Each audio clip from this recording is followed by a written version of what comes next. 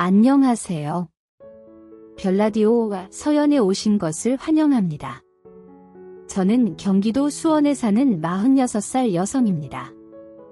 여러분은 결혼할 때 남편을 세상에서 제일 사랑한다고 생각하셨나요? 다들 결혼은 미쳐야 한다고들 하죠. 20대에 제가 딱 그랬습니다. 부모님이 반대하는 결혼은 후회한다고들 하지만 사랑의 눈이 멀어 남편과 결혼했고 몇 년 전 결국 이혼했어요. 오늘 제가 사연을 보내는 이유도 전 남편 때문인데요. 제 이야기를 들어보실래요? 저와 남편은 20대 후반 친구 모임에서 만났습니다. 당시 사귀던 남자와 헤어지고 친구 따라 친목 모임에 나갔는데 그곳에서 남편을 만났죠. 그때까지 제 연애 생활은 순탄치 않았어요. 외모도 그렇고 키가 너무 크고 덩치도 우울하게 컸죠. 살이 찐 건 아니지만 뼈대가 커서 집안에서 항상 최고만을 바라다 보니 어렸을 때부터 맏며느리감이라는 말을 많이 들었지만 며느리가 되려면 결혼을 해야 하고 결혼을 하려면 연애를 해야 하잖아요. 그런데 연애가 항상 이렇게 끝나니 자존감이 바닥을 쳤어요. 그래서 술 먹고 다이짜고 나간 자리에서 만난 남편이었죠. 동갑이라 말 놓고 친하게 지내자며 적극적으로 다가왔어요. 덩치도 크고 공 같은 남자라 처음엔 마음에 들지 않았지만 헌신적으로 잘해주더라고요. 자기에게 목매며 잘해주는 남자를 마다할 여자가 어디 있겠어요? 본격적으로 교제할 때 저는 이미 세무사 사무실에서 일하고 있었고 남자친구는 취업 준비 중이었어요. 문제는 남자친구가 고등학교만 졸업해서 회사에 지원해도 서류 통과조차 못하는 일이 자주 일어났어요. 그 당시 남자친구가 얼마나 신세 한탄을 많이 했는지 몰라요. 사귄 지 1년이 넘고 저희 친정아버지가 그 사실을 알고 얼마나 실망하셨는지 아빠는 제가 저보다 부족한 남자를 만나지 않기를 원하셨죠. 아직 20대였고 앞일은 모르는 것이라 말씀드렸지만 남자친구가 자신의 부족함을 깨닫고 적극적으로 사는 자세가 없다며 탐탁치 않아 하셨어요. 남자는 남자가 봐야 한다며 세월의 연륜이 있는 아빠의 평가를 그때는 왜 몰랐을까요? 사귄 지 2년이 되고 30이 다 됐을 때 남자친구는 더 이상 미룰 수 없었는지 반도체 생산공장에 3교대 생산직으로 취직했습니다. 나이 앞에 3자가 붙으면 공장 취직도 어렵다고 하더군요. 그래도 맨날 신세 한탄만 하고 술만 마시던 남자친구가 취업을 하자 출퇴근을 하며 성실히 사는 모습을 보고 다행이다 싶었어요. 안 그래도 그때쯤 결혼 이야기가 오고 가고 있었거든요. 그런데 양가 상견례를 마치고 또 한 번 아빠의 반대에 부딪히게 되었어요. 저는 엄마가 중학교 때 유방암으로 돌아가시고 저와 남동생, 아빠 이렇게 딱 세 식구였고 남편도 아버지가 일찍 돌아가시고 엄마, 여동생, 남편 이렇게 세 식구였거든요. 서로 비슷한 가족 환경이라 거기까지는 문제가 없었는데 양가 상견례 자리에서 남편 집안 얘기가 우연히 나와서 들어보니 남편의 아버지가 돌아가시기 전에 보증을 잘못 써서 집에 빚이 많다는 거예요. 여동생은 아직 고등학생이고 어머니는 가끔 마트에서 아르바이트를 하시는 상태라 남편이 유일하게 돈을 버는 가장이라더군요. 딸 가진 아버지라면 누구나 고생길이 훤히 보이는 이런 집안에 시집 보내고 싶지 않겠죠. 아빠는 남편의 게으르고 안일한 성격도 싫고 빚이 많은 시댁도 싫다며 결혼 얘기 자체를 물으라고 하셨어요. 그냥 연애만 했다고 하고 관계를 정리하라고 하셨죠. 하지만 30을 앞두고 어디 가서 이렇게 절절하게 사랑해줄 남자를 만날까 싶더라고요. 지금 와서 생각해보면 30도 엄청 애기인데 그때는 여자로서의 자신감도 낮아지고 인생이 끝났다고 생각했어요. 그런 상황에서 하늘이 어떻게든 이 남자와 엮고 싶었는지 제 딸아이가 뱃속에 잉태된 거예요. 아빠의 반대로 결혼이 엎어져 헤어질 마당의 속도. 위반을 하게 되어 남편과 저는 너무 행복하고 좋아서 부둥켜 안고 엉엉 울었답니다. 그렇게 우여곡절 끝에 무사히 결혼을 했어요. 비록 아빠도 제 남동생도 환영하지 않는 결혼이었지만 저는 인생에서 이 남자가 마지막 사랑이라고 철석같이 믿고 겁도 없이 시댁에서의 결혼 생활을 시작했습니다. 사실 저희 아버지는 수원에서도 손꼽히는 한정식집을 운영하셨어요. 전국의 지점도 여러 개 있는 이름만 대면 알만한 가게였습니다. 아빠는 제가 홀몸도 아니고 시댁 형편이 어려운 걸 알아서 신혼집이나 혼수를 뭐든 해주려고 하셨거든요. 하지만 결혼할 때 아버지 도움 없이 시작할 마음이었고 굳이 친정에 돈이 많다는 걸 말하고 싶지 않았어요. 그때 저와 남편이 돈을 버는 게 적지 않았고 육아는 시어머니가 필요한 일이어서 당연히 시댁에서 살기로 했어요. 아빠가 반대한 결혼이라 도움받는 것도 죄송스러웠고요. 그렇게 딸 아이를 낳고 살다 보니 3년이라는 시간이 어떻게 지나간지도 모르게 흘렀고 별탈 없이 무난하고 행복하게 산다고 생각했죠. 결혼 3주년이 되던 어느 날 남편의 성질이 폭발하는 사건이 일어나기 전까지는요. 그날 저와 남편은 늦은 시간까지 거실에서 TV를 보고 있었고 시어머니는 딸을 데리고 먼저 주무시고 있었어요. 그때 남편이 말했죠. 이제 3교대 근무도 3년째 하니까 아무렇지도 않다고. 사람은 역시 적응의 동물인가 봐. 처음 반년은 적응하느라 죽는 줄 알았다니까. 그래서 저도 맞춰줬죠. 초반에 얼마나 힘들어했어. 나 입덧할 때 자기도 일이 힘들어서 같이 토했잖아. 같이 입덧하는 줄 알고 얼마나 놀랐던지. 에휴, 돈 벌어야 하니까 벌 수밖에 없지. 당신은 임신했지. 집에 빚은 있지.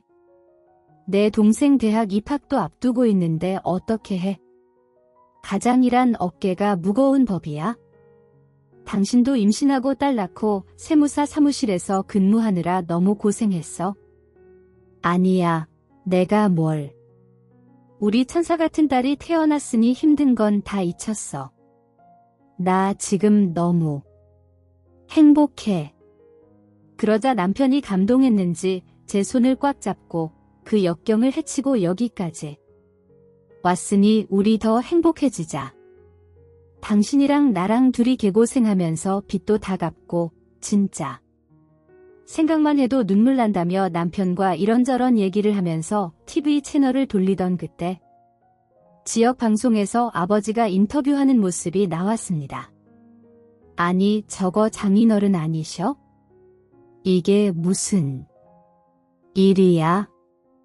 TV에 나오시네. 완전 신기하다.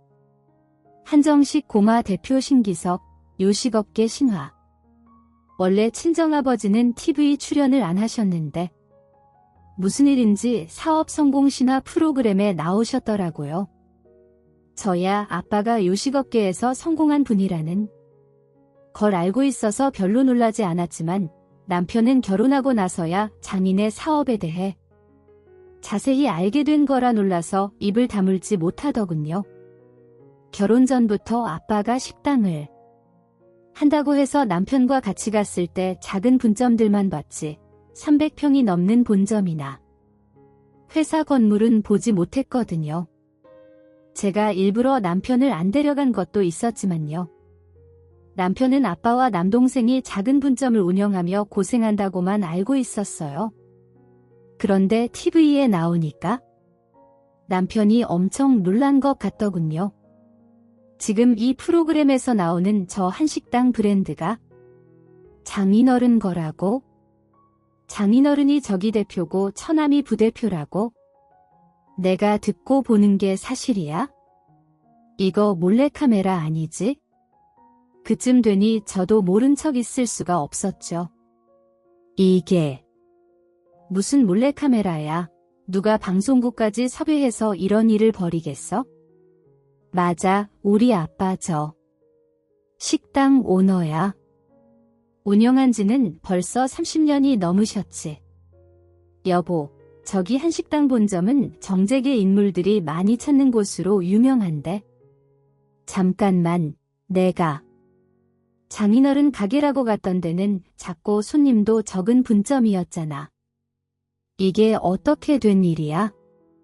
아, 그냥 자기랑 같이 아빠 만나러 갈 때마다 그 가게에 계신다고 하셔서 본점 갈 일이 없었던 거야? 그걸 말이라고 해? 그럼 여태 저 식당 대표가 아버님인 거 왜 말 안 했어? 나한테 일부러 숨긴 거야?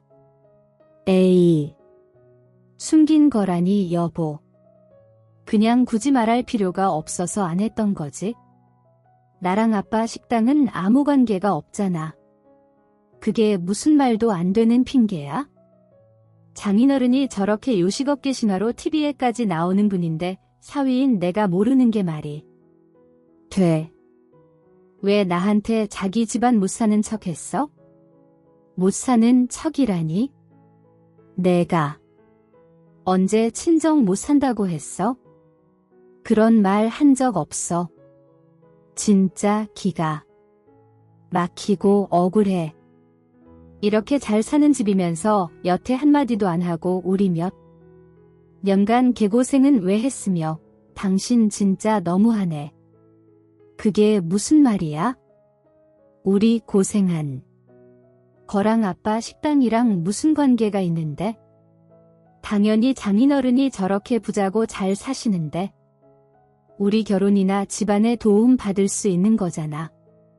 나는 그것도 모르고 얼마나 고생하며 살았는데 진짜 너무 억울하네. 갑자기 나를 감쪽같이 속여?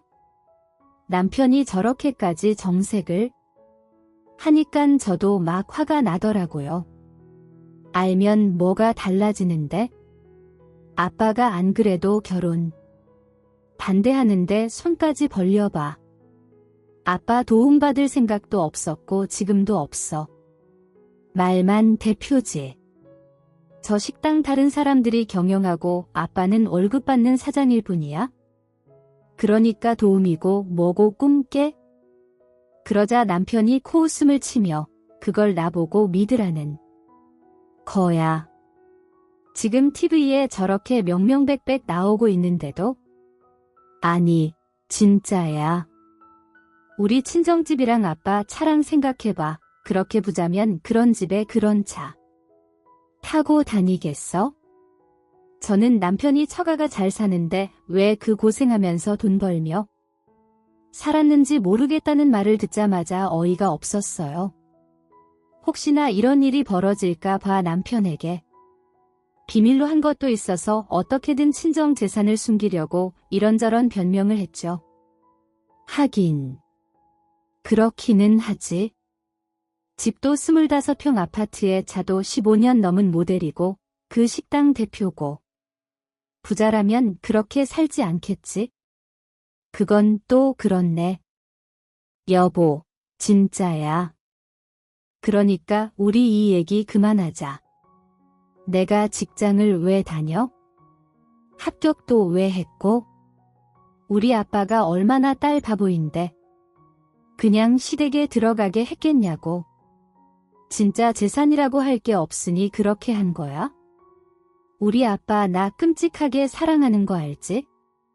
에휴, 듣고 보니 그렇네. 장인어른이 당신이라면 별도 따다 주실 분인데 당신 말이 맞겠다. 나 진짜 눈 돌아갈 뻔했어. 여기 지금 뒤엎을 뻔했다고. 그건 그렇고 장인어른은 저런 식당 창업하고도 돈 못 벌어서 어떻게 하나. 마음 짜내지 않네. 사업이란 게 다 그렇대. 창업할 때 여기저기 돈도 빌리고 연관된 사람도 많으니 자기 돈이 얼마나 있겠어. 그런가 보다 해. 직장인이 최고야? 그러니까 직장인들은 내일 출근하려면 이제 자자고 하며 한숨 돌렸지만 등 뒤로 식은땀이 흘렀어요. 남편의 돈에 대한 열망과 집착이 엄청나다는 것을 새삼 깨달았죠. 그리고 친정 재산이 많고 아빠가 제 앞으로 남겨주실 재산이 있다는 걸 알면 남편이 난리 날 게 뻔했어요. 평소에도 로또 당첨되면 배짱이처럼 살겠다는 말을 입에 달고 사는 사람인데 친정 재산 알면 어떻게 나올지 상상만 해도 끔찍했거든요. 그 후 아버지와 남동생에게 친정 재산이나 식당 이야기는 절대 하지 말라고 입단속을 시켰어요. 그리고 남편에게 딱히 더 변명할 것도 없는 것이 친정 식구들이 워낙 알뜰하고 검소해서 TV에 보도된 요식업계의 큰손으로 보이지 않았기에 그때는 그냥 단순한 해프닝으로 넘겼죠. 부부가 결혼하고 살면 못 볼 꼴 다 보고 단점이 한가득 보인다고 하더니 나이 40이 넘으니 남편의 돈에 대한 집착은 줄어들지 않고 더해지더군요. 돈이 많아서 집착하는 것도 아니고 저보다도 월급을 훨씬 적게 벌면서 자기 돈 버는 거에 생색을 내고 생활비 아끼라는 등 하는 꼴을 보는데 그나마 남아있던 애정도 식을 판이었습니다. 당신 요즘 회사에 무슨 일 있어? 왜 이렇게 술을 자주 마셔? 우리 딸 이제 중학생이야. 사춘기라서 자기 아빠가 이렇게 술에 쩔어 사는 거 보면 아주 좋아하겠다. 왜 그러는 건데 40대 넘었다고 40춘기 왔니? 에이, 당신은 몰라. 젊은 후배들은 치고 올라오고 가방끈 짧은 나는 얼마나 불안한지 알아? 연차로 버티고 사무직으로 갔지만 그래도 젊은 것들이 얼마나 무시하는데. 어디든 다 그래. 나라고 안 그럴 것 같아? 나도 사무장이라고 하지만 요즘 젊은 직원들은 왜 그렇게 해야 하는지 납득이 안 되면 절대 뭘 안 해. 선배고 상사고 논리가 받쳐주지 않으면 안 되는 시대야. 그래도 여기까지 버텼잖아. 참아. 우리 딸 대학 가려면 아직 5년 남았어. 그래도 너무 힘들어. 내가 무슨 돈 벌어오는 기계도 아니고 어디서 돈벼락 맞으면 얼마나 좋을까? 저기요 박석대 씨, 행여나 횡재수 꿈꾸지 말고 지금 그대로 사세요. 배부른 소리 마시고요. 그래서 나중을 위해서라도 야간 대학이라도 다니라고 했잖아. 내 말 안 듣고 나태하게 사니까 후배들한테 밀리는 거 아니야? 속상해 정말. 남편 회사는 하천 공장으로 규모가 작았고 워낙 20대 젊은 인력들이 많이 일하는 곳이라서 사실 남편 나이까지 버티며 일하는 게 쉽지 않기는 했어요. 하지만 본인만 돈 버는 것도 아니고 저도 세무사 사무실 일이 많아 늘 힘이 드는데 본인 생각만 하고 이기적으로 찡찡거리고 집에 와서 대접받고 싶어서 큰소리 칠 때면 저도 한계가 오더라고요. 특히 자기 월급 허투루 쓸까 싶어 전전긍긍하는 걸 보면 돈이라는 게 뭔데 사람을 저렇게 쫌생이로 만들까 하는 생각도 심각하게 하게 됐고요. 당신 내 친구 동준이 알지? 아, 왜 그 부모님 갈비집 이어받아서 그 식당 크게 한다는 친구 말이야? 알지. 예전에 살던 집에 자주 놀러 왔었던 친구 아니야. 그러고 보니 우리 이 아파트로 이사 오고 나서는 한 번도 안 왔네. 내가 못 본 지 5년 넘었지 않나. 아유 맞아. 그 녀석이 글쎄 주식으로 대박이 나서 떼돈을 벌었대.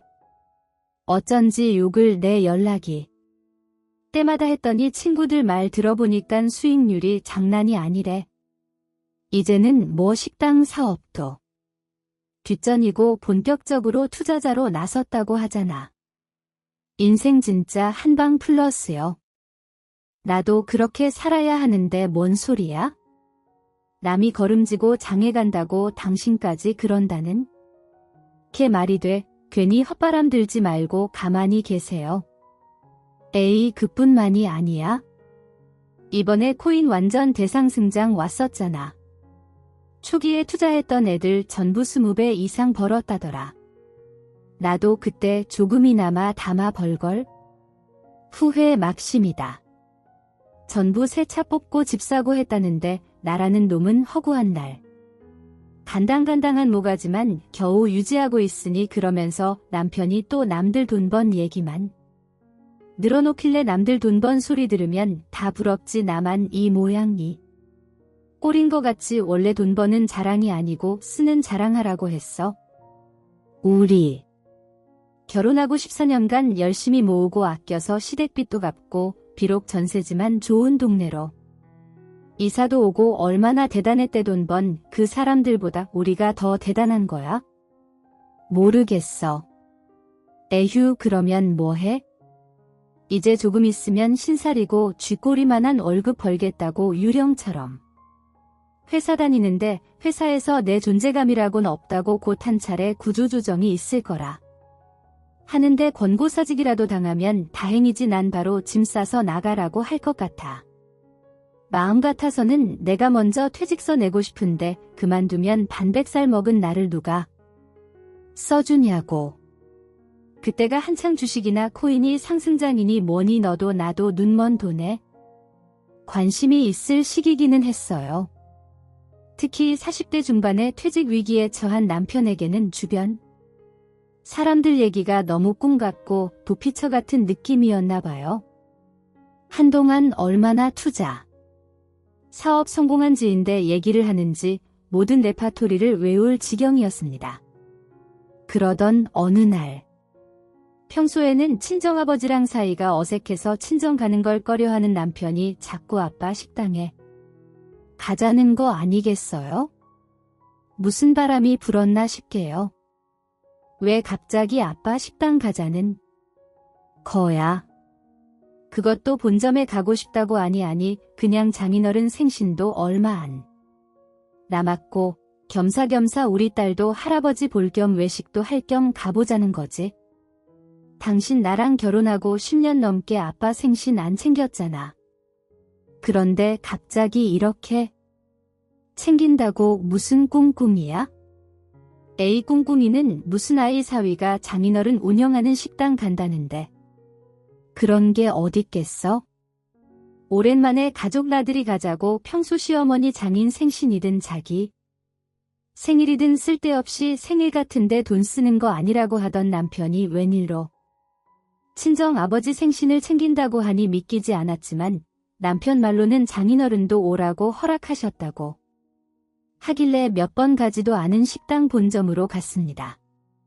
아이고, 우리 손녀딸 왔어? 박서방 자네가 웬일로 내일 생일을 챙긴다고 다 오고 해가 서쪽에서 뜨겠네.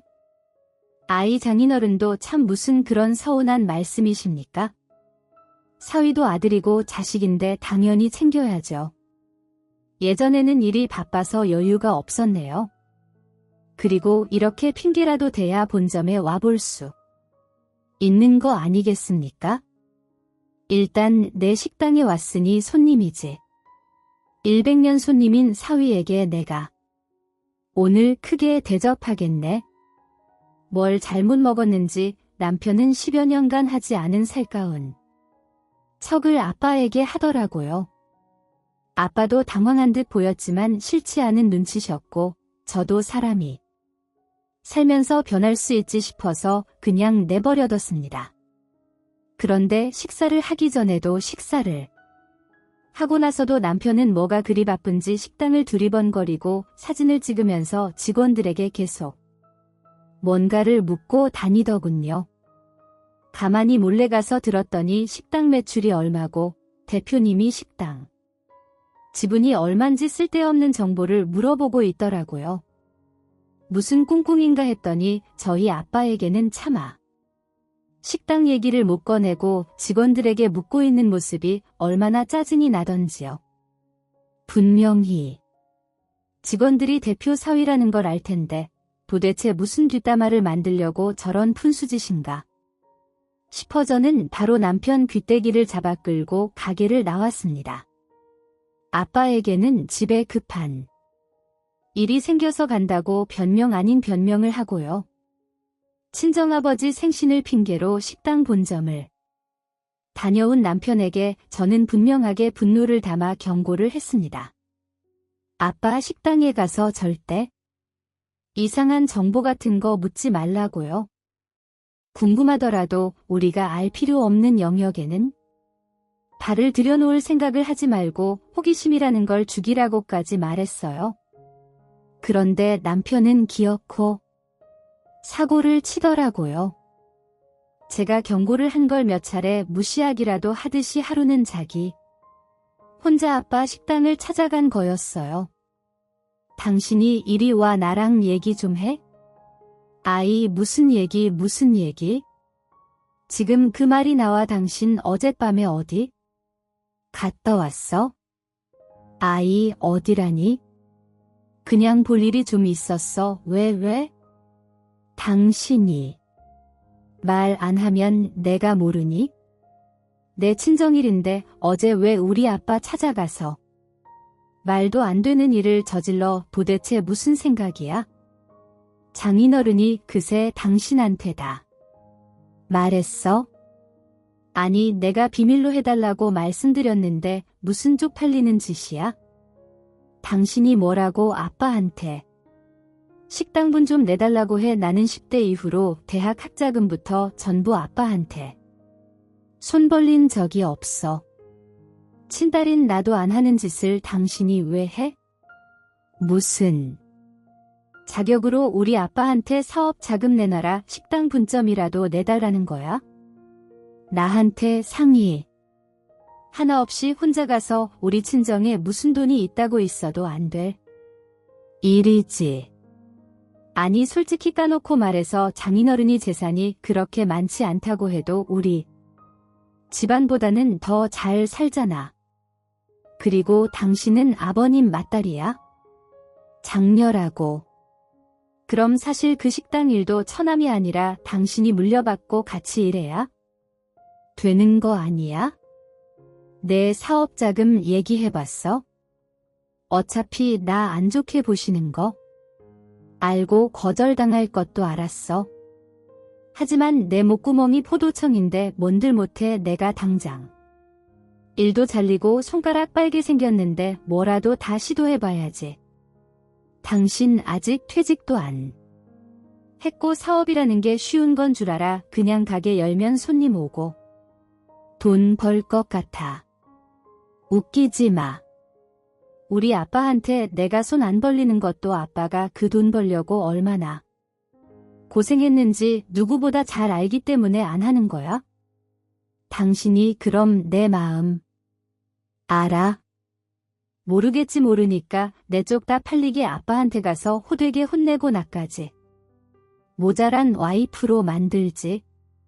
아빠가 무슨 일 있냐고 니네 사는 게 그렇게 힘드냐고 하시더라. 잘 살고 있는 내가 왜 부모한테 그런 소리 듣고 걱정 끼치게 만들어. 당신은 그렇게 한다고 쳐? 그럼 나는 장인어른 자식 아니야? 사위도 자식이야. 여유 있는 부모한테 힘들면 손 벌릴 수도 있는 거지. 저렇게 남편이 본인 입으로 자기도 자식이라 하는데 어찌나 기가 막히던지 그날 대놓고 한바탕 뒤집었죠.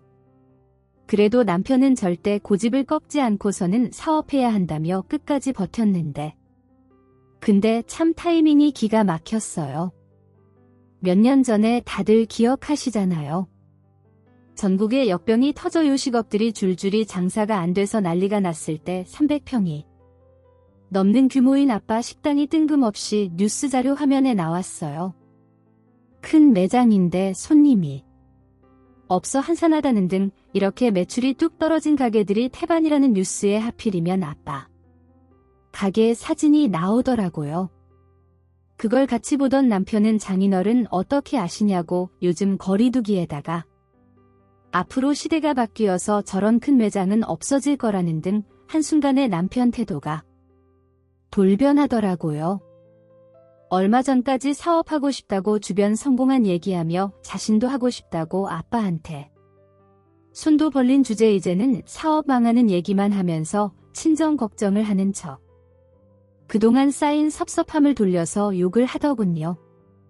속이 뻔히 보이는 치졸함에 저는 당신이 말하는 대로 되는 걸 전혀 본 적 없으니까 걱정하지 말고 네 본소나 잘 지키고 살라며 격려해줬네요. 그리고 나서 일주일 뒤 남편은 엄청난 충격에 휩싸여 집에 왔어요. 그 저녁 약속을 한 갈비집 사장 친구가 완전히 망해서 자신한테 돈을 빌리러 왔더래요. 주식 투자로 수십억을 벌었다던 친구가 자신같이 일개미 직장인에게 돈을 빌리러 올 정도면 어떤 상태인 거냐면서 멍해 있더라고요. 얘기를 들어보니 주식으로 엄청난 수익을 받다가 무리한 투자를 해서 마이너스가 되었고 이번 영향으로 대대로 이어져 온 갈비집까지 손님이 없어서 말 그대로 쪽박을 찼다고 해요. 자기 친구들 중에 가장 금수저에 성공한 친구인데 2년 사이에 사람 몰골이 아니더래요. 자신도 회사 퇴직하고 사업하려고 그 친구에게 자문도 구하고 도움을 받으려고 했는데 그 자랑스러운 친구가 하루아침에 길바닥에 나앉는 신세가 됐으니 놀랄 만도 하죠. 돈 빌리러 온 친구에게 자신도 거지나 다름없는 신세라며 큰돈은 못 주고 밥값하라고 몇십만 원 쥐어주고 왔다고 하네요. 남편은 인생사 세옹지 말하며 자기 집안과 처가까지 박살내버린 친구를 보고 많은 걸 깨닫고 느꼈다고 했어요. 그렇게 한동안 잠잠하나 싶었던 남편이 제게 말도 없이 또 친정가게에 다녀온 모양이었어요. 내가 장인어른 가게 본점 뉴스에 나올 때부터 알아봤어. 뭔가 문제가 있으니까 뉴스에까지 나오지 괜히 나왔겠어. 가게 문도 닫혀있고 조명도 끄고 테이블 가구 싹 다 정리돼 있었다니까. 여보 진짜 식당 망하신 것 같아. 갈비집 했다던 내 친구 식당 문 닫았던 상태랑 똑같다니까.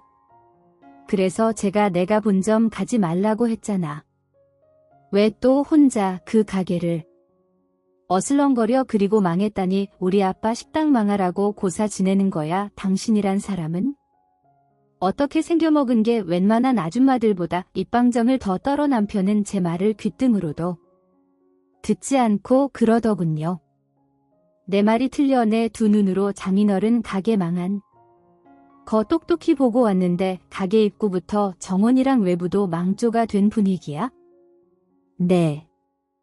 친구도 그러더니 장인어른 마저 이렇게 망하다니. 얼마 전 남편 물주 친구가 갈빗집을 쫄딱 망해서 남편이 충격이 컸었는데 그 자를 못 참고 친정 아버지 가게는 어떻게 됐나 싶어 염탐을 하고 왔나 보더라고요.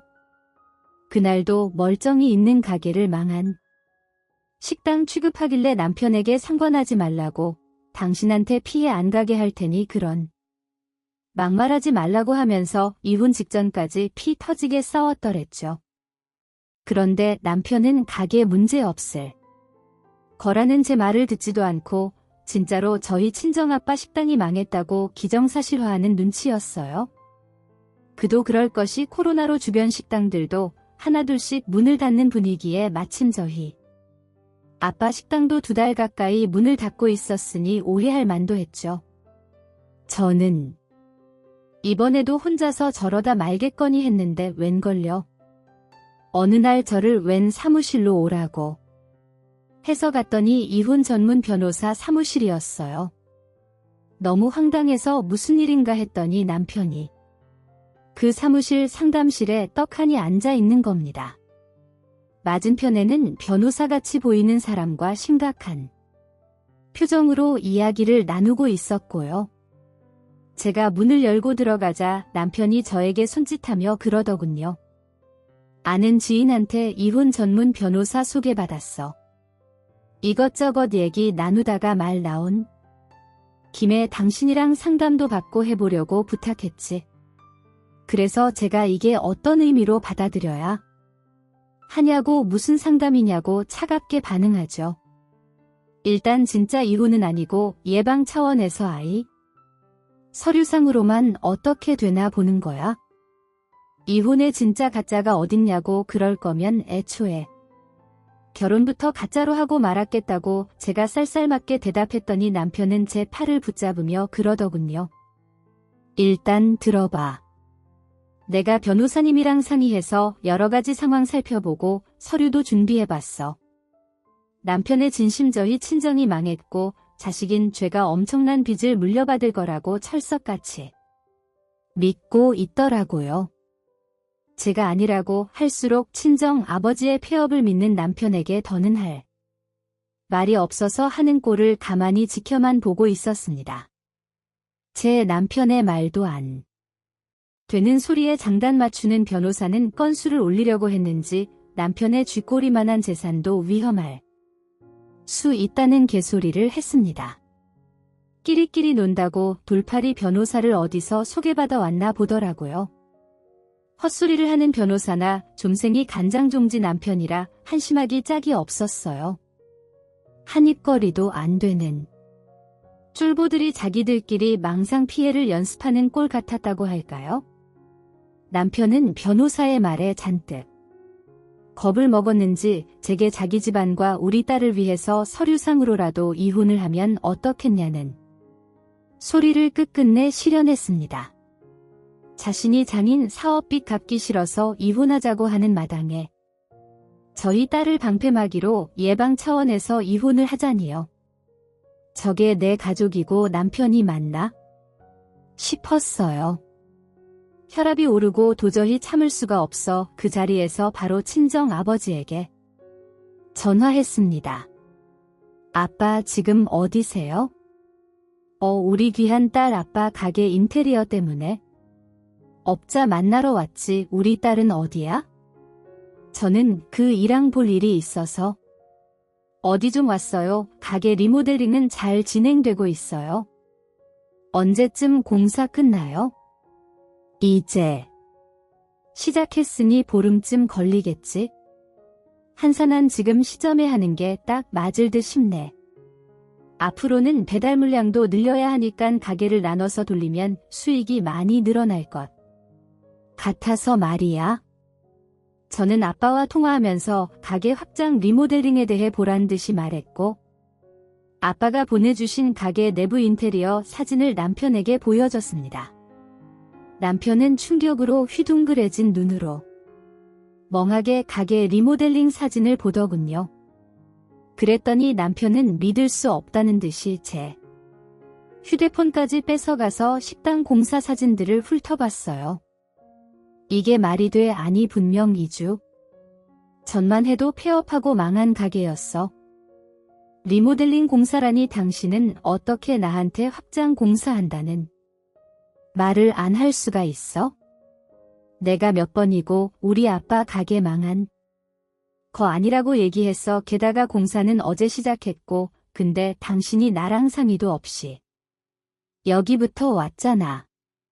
남편은 앞에 앉은 변호사와 제 얼굴을 번갈아 보고 있었고 변호사가 슬그머니 자리에서 일어나려고 하길래 제가 그 남자에게 손짓을 하며 앉으라고 한 뒤 남편에게 그랬습니다. 됐고 우리 아빠 가게 망하면 당신이 어떻게 나올지 이 자리에서 다 보여줬으니까 이제는 내가 앞으로 어떻게 할지 보여줄게. 지금 여기 온 것도 운명인 것 같으니까 이혼하자. 남편은 이혼 소리에 펄쩍 뛰더니 맞은편 변호사에게 빨리 나가라고 눈치를 주더라고요. 그래서 제가 변호사를 보며 말했죠. 아까 분명 예방 차원으로 서류상 이혼하자고 당신 입으로 먼저 말했어. 변호사님이 증인으로 계시네. 변호사님 이참에 의뢰인 저로 하시고 이혼 진행 도와주시죠. 그러자 앞에 앉은 변호사가 순식간에 어떤 서류 한 장을 찾아다 제 앞에 놓더니 일단 수임 계약부터 하시자며 웃는 겁니다. 손님이 바뀐 거죠. 남편은 그 모습을 보자 자리에서 일어나 제 어깨를 잡더니 이러지 말고 집에 가서 이야기하자. 아, 내가 가서 해명할게. 아, 여보 제발 제가 이혼하자고 세게 나가자. 남편은 무서웠는지 급히 저를 데리고 집으로 갔습니다. 그리고는 손이 발이 되도록 제게 사과하며 빌기 시작하더라고요. 자기가 오해하고 섣부른 판단을 했다면서요. 저는 제 친정이 망했고 그 때문에 자신이 피해 입는 건 참을 수 없다며 진짜 이혼 변호사 사무실까지 데려간 남편에게 인간적으로 너무 실망을 했어요. 결혼 생활 15년 동안 남편에게 수없이 실망하고 꼴보기 싫을 때가 많았지만 진짜 헤어지고 정리해야겠다는 생각은 단 한 번도 한 적이 없었거든요. 근데 남편이 너무도 쉽게 이혼을 하자고 서류까지 준비하는 모습을 보니 내가 왜 그렇게 참고 인내하며 이 사람 곁에 있어야 하나 싶었어요. 남편이 필요하고 부족한 부분을 채워주고 맞춰주면서 살아가는 게 내 사랑이고 할 일이라고 생각했던 제 마음이 불쌍하기까지 하더라고요. 저는 그 후로 남편의 사과를 받지 않았습니다. 진심 어린 사과로 느껴지지도 않았고 여태 남편이 저에 대해 우리 결혼에 대해 어떤 마음으로 지내왔는지 적나라하게 다 알게 됐거든요. 원래 결혼 생활을 하면 대다수의 아내들이 남편은 큰아들이라 생각하고 키운다고 하고 무능력하고 책임감 없는 남편 만난 것도 내 팔자다 하고 참고 산다지만 누구를 위한 희생이고 인내일까 하는 의문이 들었습니다. 저는 그저 남편에게 고맙다고 미안하다고 할 수 있는 마음을 원했을 뿐인데 말이죠. 단순하고 쉬운 말 몇 마디지만 이기적이고 철없는 남편에게는 애초에 가장 어려운 일일 수도 있었겠다 싶더라고요. 며칠 뒤 이혼 전문 변호사 사무실을 찾아가 이혼을 진행하기로 하고 남편에게 합의혼서를 집어던졌습니다. 그리고는 남편에게 제가 그랬어요. 생각해보면 지난 15년간 나도 당신처럼 착각하고 살았던 것 같아. 내가 당신 부모도 아닌데 당신이 원하는 걸 다 해주는 게 사랑이라고 착각하고 살았어. 어차피 내가 해주는 모든 것이 당신한테는 부족할 뿐이고 고마워할 일도 없는데 말이야. 당신한테 주던 그 애정 이제 나 스스로한테 주려고 그러려면 우리 관계를 정리하는 게 맞더라. 나한테 당신은 가장 먼저 없애야 하는 존재더라고. 물질적 정신적으로 내 기운을 빨아먹는 악귀 같은 존재 말이야. 남편은 무릎까지 꿇으며 절대 못한다고 이렇게 못 꺼낸다고 소리쳤지만 저는 짐 정리하러 들어가며 남편에게 그랬습니다. 서류 잘 읽어보고 이혼 소송까지 가면 내가 아니라 당신이 불리해 당신한테는 이혼 아니면 선택지가 없으니까 깔끔하게 합의. 이혼하든지 이혼 소송하면서 추가 비용 더 쓰던지 빨리 결정해. 이 집 정리하고 이사 갈 거니까 3주 안에 짐 빼서 나가고 어차피 지금 사는 집 전세 보증금은 제가 마련했던 거고 남편은 못 만들어 왔던 거여서 집을 내놓고 정리해서 나가라고 통보했습니다. 이혼을 진행하면서 보니깐 집 전세금 타고 다니는 차량이나 생활 전반에 사용하는 가구들마저도 다 제가 마련한 거더라고요. 남편은 진짜 말 그대로 생활비만 좀 내지 그냥 빌부터 사는 그 이상도 이하도 아니었어요. 딸 아이도 중학생이었고 이혼에 대한 이해를 못하는 나이도 아니었기에 이혼 결심을 한 이유로 조금씩 얘기를 나눴어요. 양육권에 대해서도 말했고 딸 아이는 저와 함께 살기로 결정을 했고요. 남편은 끝까지 이혼에 대해 반대하고 저희 친정아버지까지 찾아가서 빌고 도움을 요청했지만 제 의지를 꺾을 순 없었어요. 그렇게 제 15년간의 결혼 생활이 마무리되었어요.